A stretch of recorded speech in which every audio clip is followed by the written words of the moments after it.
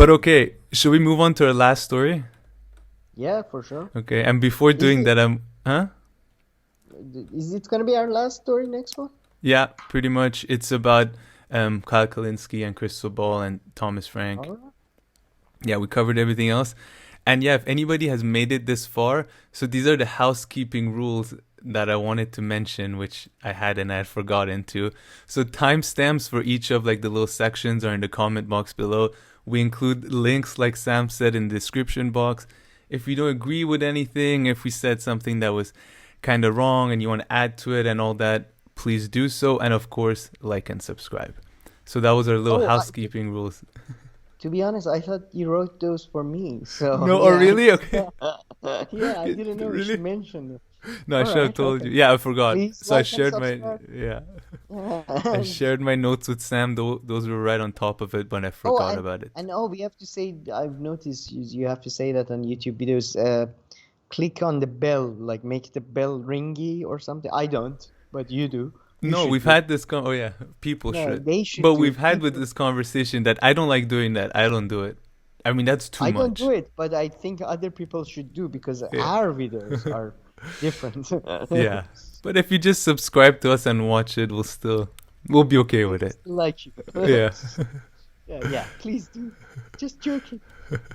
Okay, so let me get into this. So you've been watching it too, right? Have you been watching Krystal and Kyle Kulinski's new show? It's called Krystal Ball. Crystal No, and Kyle and no, friends. no. They mixed their first and last name and friends. That's why I was getting it messed up. No, So no, it's like I'm sure Crystal is first. so it's Crystal like and Krystal Kyle and Kulinski. Crystal Kyle friends and friends. Crystal Kyle and friends. Crystal Okay, yeah. Kyle and friends. Krystal, Kyle, and friends. I guess that's how they go about it. Yeah. Probably. Yeah. Okay. I kind of thought they mixed their name.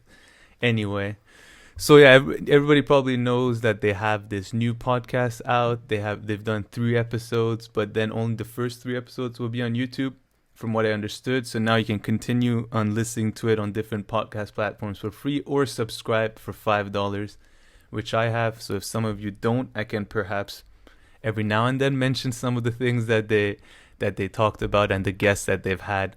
And the Oh the no, we can guests. listen to it. Oh yeah, You true. should Others can listen to it. just Yeah. describe their, reactions to us.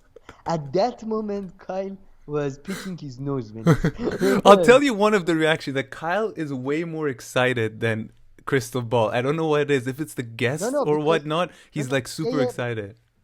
yeah, because Thomas Frank goes on the hill quite regularly, but Mm-hmm. I don't think, I think he mentions it in the opening that he has never talked to Thomas Frank. And to be honest, Thomas Frank is it's kind of a Beatles of, Yeah. for, leftist. He's part of that. Leftist people are crazy. So, but he would be somebody in 20 years that could easily, I don't know. He's a bit of a I don't know, not Noam Chomsky, I was going to say, but he's not so much of a scientist. He's much more of a historian Yeah, type I mean thing. he's a historian. If you look him But I up, love that's his what it books. says. Yeah. I must say, the, I think that's his first book as well. Conquest of the Cool is one of the most amazing books Oh, I've ever really? read. Yeah, it's about the advertising, a history of advertisement in America. And if you're interested, like in things that Adam Curtis covers in his documentaries, and the century of the self, Edward Bernays, Mm-hmm. that type of advertisement, marketing, that type of thing, I think Wow. that book is a must read. But his Love it. most famous book is obviously Listen Liberal and what was it? What Happened to Kansas? Those two are the most famous. And he used to come on MSNBC, CNN all the time because he wrote What's the Matter with Kansas, which was why Kansas votes for Republicans. And, they used to love him then because he was, anti-Republican. Now they don't like him so much because, he's anti-Clinton and all that. Okay. Wow. That's fascinating. I know him a little, and yeah. So at the end, I'm going to mention this little gem of a show if you want to get to know a lot more about him, probably differently than anywhere else you will see. So I'll mention that at the end. And apparently, yeah, he has a new book coming out. So or is just came out. So maybe you No, can it's try to. yeah, it just came Yeah. out. It's I forget the name of the book, And but they it's don't talk about about it in this episode. But maybe yeah, we could like they read it did they and do It's about the People's Party. The thing they talk about. It's Oh, about the okay. last great Oh, third it's party of. just about the okay, because Kyle mentions that he hasn't read it yet, so I didn't Yeah, yeah. think that they get It's into that. about. Yeah, he does a great interview on Useful Idiots, as well as I said he was the one who joined Matt Taibbi and Katie Halper for the live Oh, election true, true, true. watch. Yeah, yeah, yeah, yeah. Yep, yep, yep. Now his face, now that you said it, yeah, rings a bell. And I mean, he looks like he's a fun guy to have. I mean, he's like chilled and making jokes, all that. Jokes. But okay, so they had their show, and in the very beginning, so they say this twice. Crystal and Kyle both say, we are proud to call ourselves populist. So we proudly call ourselves populist, and they mention that again, that they proudly call themselves populist when Thomas Frank joins the show, which is like 20 minutes in, and they talk about it why. So here's a little, this is what I learned about a little history of the term populism, and where it comes from. So according to Thomas Frank, populism, which has gone from being, quote, a wonderful thing to, as you know, over the years and over the decades, kind of being smeared. And of course, right now it has a really bad connotation. But he says that populism is an American word made up by people from Kansas in 1881 in order to describe a brand new political party. He says the last great third party movement, like we just discussed, that called for things like government regulation, income tax, voting rights for women, apparently. And the main thing was that they were encouraging white and black farmers, so I guess in Kansas, a lot of farmers, that to forget all, this racial hate and everything that is promoted by the other parties. Your actual interests are together. You got black and white farmers, you both have the same interests, so you should kind of come together. So that was apparently like the main motives behind this party, what they were really trying to achieve. So when you think of, that's where it comes from, the word. And if Kyle Kulinski and Krystal Ball, if they know about the history of this word populism in this way, really not surprising that they would proudly associate this with populism, especially when the definition is literally, populism simply means a political approach that strives to appeal to ordinary people who feel that their concerns are disregarded by established elite groups. And another related definition is simply the quality of appealing to or being aimed at ordinary people. So I guess it's not so strange that they proudly identify themselves as populists. So I just wanted to, I mean, we talked about this a little bit. Did you enjoy the show and all that? So since we If mentioned I that, may, yeah, go yeah, ahead. yeah, I have a actually, yeah, I enjoyed the show a lot. I love Thomas Frank a lot, to be honest. But that's the one point I somewhat disagree with him Interesting. Yeah, because go. yes, I think he's historically right, and I find that completely. I agree that those people were great people and they did great things, but we can talk about capitalism. All the isms. When each person mentions capitalism, they mean a do you mean the capitalist system of Norway, or do you mean the capitalist system of Italy, or do you mean the capitalist system of America or Iran, or or even China, based on certain interpretations? So I think, yeah, sure, but it has started that way, and but I do think the fascinating in his book, the parts I read, he talks about the efforts by people like Hofstadter, who they believe in a consensus based. They have a consensus based view of American history, that the American leaders were in consensus and they agreed largely. And I think he's right that they were wrong, and they mistakenly and purposefully sometimes represented the populism as something negative. But to be fair, after many years, it has worked, and now for at least last 30, 40 years, populism has been referred to as people who use popular emotions at a certain time.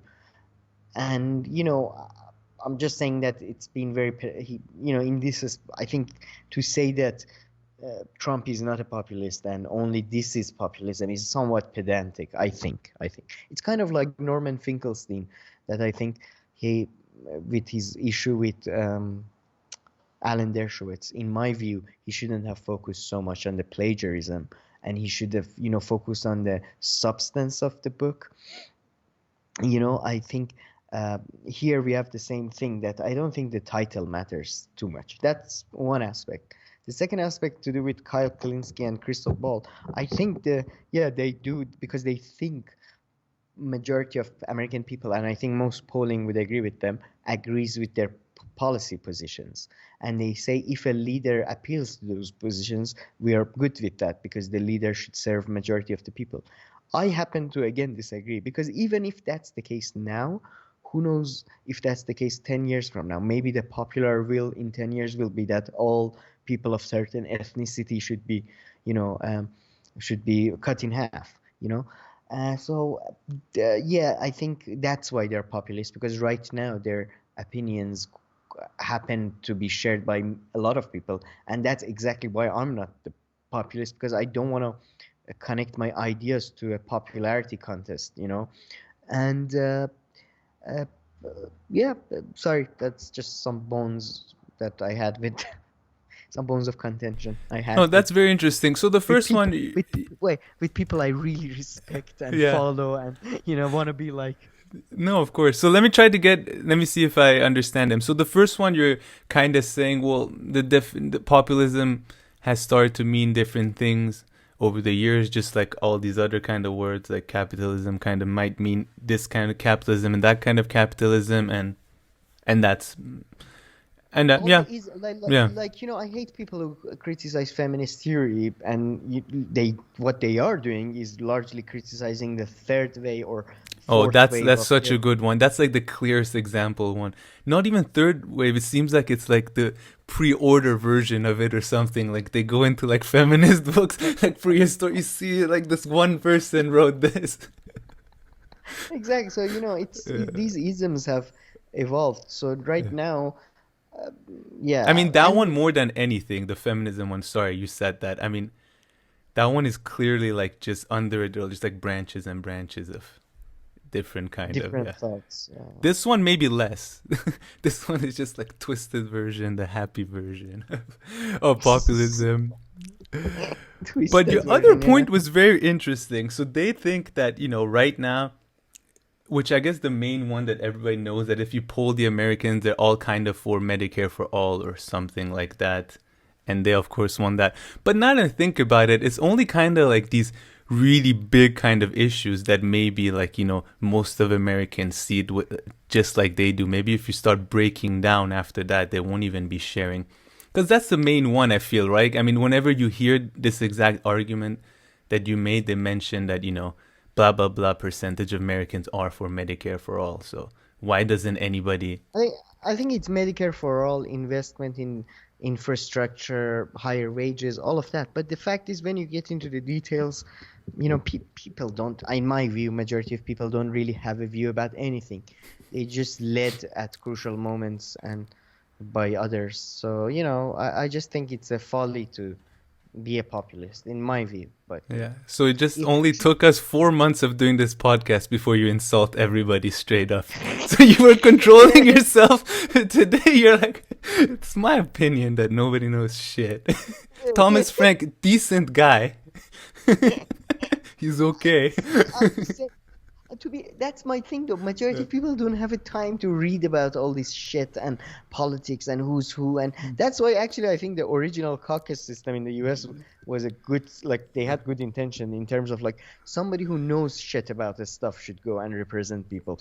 But anyway, I'm going into saying, but I think you should be a populist in a way that that's my definition of populism, of the populism I like to subscribe to, is that you're populist in a way that you want to serve a population through your policies, not necessarily that population, policy views agree, because a lot of times in my view, my policy views are, I think it would benefit the whole society, but majority of people would disagree with them. For example, let's say transitioning from oil or something like that. I don't know, but it was a side debate I like Yeah. to have. But yes, I do. Yeah, I did insult pretty much. I'm just referring to about 80% of the population, so it's not a big deal. All right. Yeah. Okay, so I I'm just just, had a.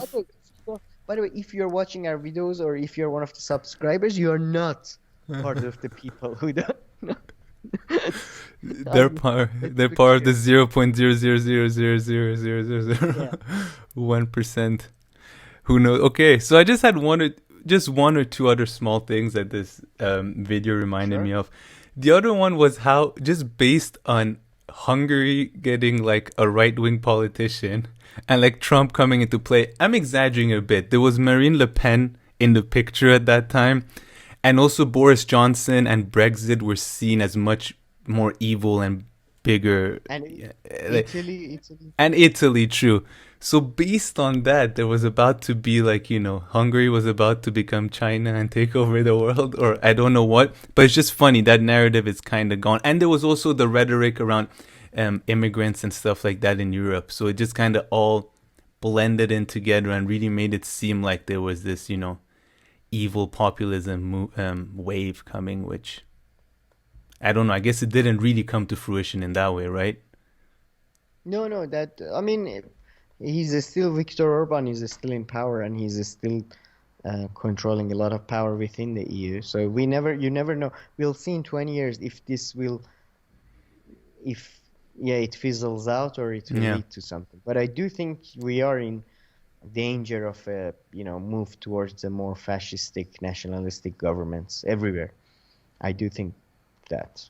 I think that has interesting. started with yeah, Duterte, Bolsonaro, um, Those are yeah, two interesting ones. Yeah, that's interesting Boris putting them. Johnson in Yeah, a way. Yeah.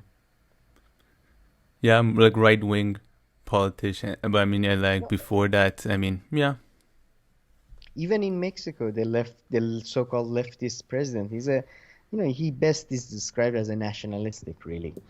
And it's generally everywhere you see a move towards protectionism, nationalism, that type of thing. So it could go wrong, but I don't think it's necessarily you could describe it as populist, hmm, as many do, or yeah, or necessarily negative. Some of it may be positive. So who yeah. knows? I don't know. Yeah, I mean, whenever it's about like these big transitions and stuff, I just find like I'm not saying that you're just like speculating, throwing things out there, but like yeah, Oh, just good to sure, know sure. like comment on them sometimes I find, and just because you realize sometimes when you think about it, they're just based on like two or three anecdotes in your head, and then we draw these insane conclusions. I guess Massive. it's done all the time. I do it too. Okay, another little stupid thing that came to my mind. I think this last question I'm going to ask you, I think you might be able to shed some light here and tell me why I'm so stupid. So when Thomas Frank was talking about like the whole populism movement and all that, and he was like in Kansas this time, it was really about farmers a lot.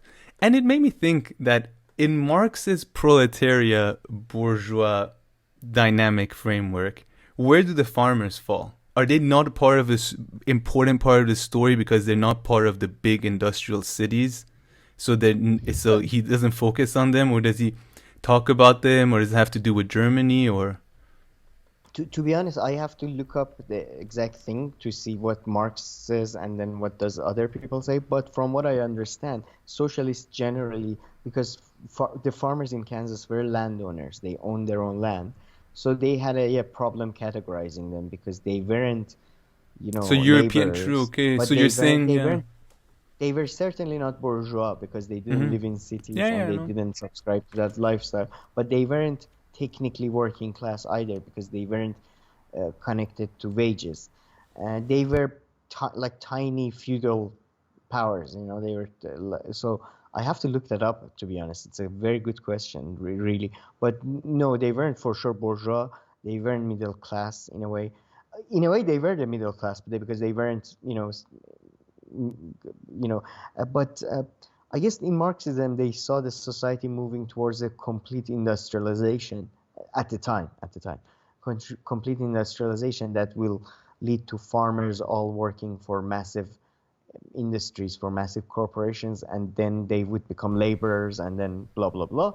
So yeah, it's hard to categorize as small farmers into. That's actually one of the limitations that Marxist theory has had in when you apply to different places other Yeah. than Europe, where places where land is shared or land is there's a few pieces of land, that type of thing. So Also, ownership is with the laborers and that type of thing.